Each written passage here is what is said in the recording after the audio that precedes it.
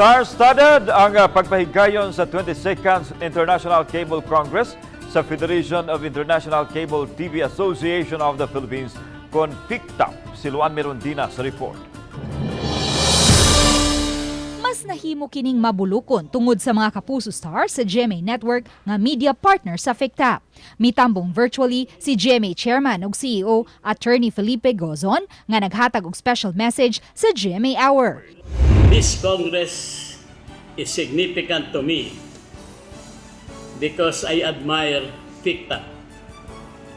I believe in your mission, the work that you do, and admire your achievements despite the many challenges in the recent years. Mitambong sa Congress sila si Geneva Cruz, Glyza de Castro, Jeric Gonzalez ug Christopher Martin. Sila usab ang nagtunol sa mga awards sa mga raffle draw sa event. Gipahibaw usab ni Geneva ang bag-o niyang show nga The Little Princess. Nagpasalamat usab si Glyza sa FICTAP ug midasig kanila nga tan-awon ang umaabot niya nga salida nga false positive. Gilingaw usab ni Christopher ang FICTAP audience sa iyang special number.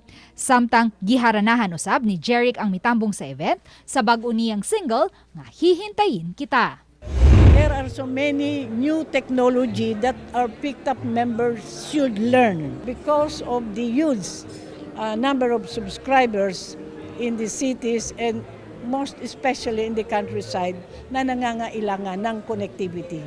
Nagpasalamat usab si GMA Regional TV and Synergy First Vice President and Head Oliver Victor Beltran Amoroso sa FICTAP ug sa mga miyembro niini isip katambayayong sa paghatod sa mga mahinungdanong balita sa lain-laing bahin sa nasod.